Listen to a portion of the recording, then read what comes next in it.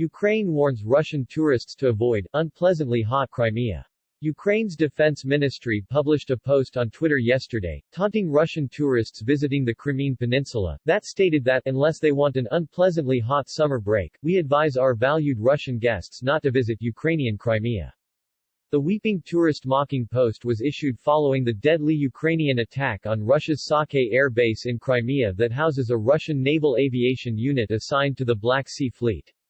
The attack on the base killed at least one person and wounded 8. Some considerable damage to base infrastructure and Russian combat jets parked there was also reported. Russian officials have vehemently denied that the air base was attacked by the Ukrainian forces, insisting instead that the explosions were caused by an accidental detonation of ammunition.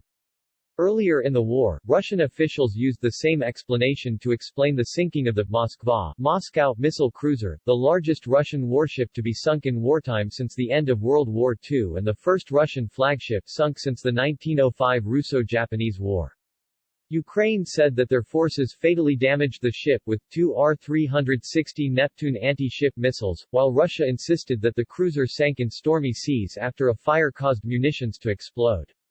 The Ukrainian mod Crimea post also included a video set to Bananarama's Cruel Summer hit song.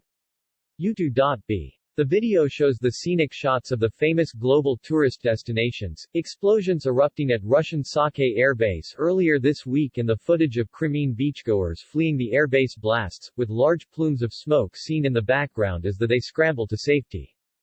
You had a few options this summer: Palm Jumeirah beaches, Antalya resorts, Cuban cabanas. You chose Crimea, big mistake. Time to head home, the video warns. Russia's Travel Industry Association attempted to counter Ukraine's post by stating that, according to preliminary information, the explosion happened far away from the tourist zone. There were no casualties among visitors, Russian tourist body added.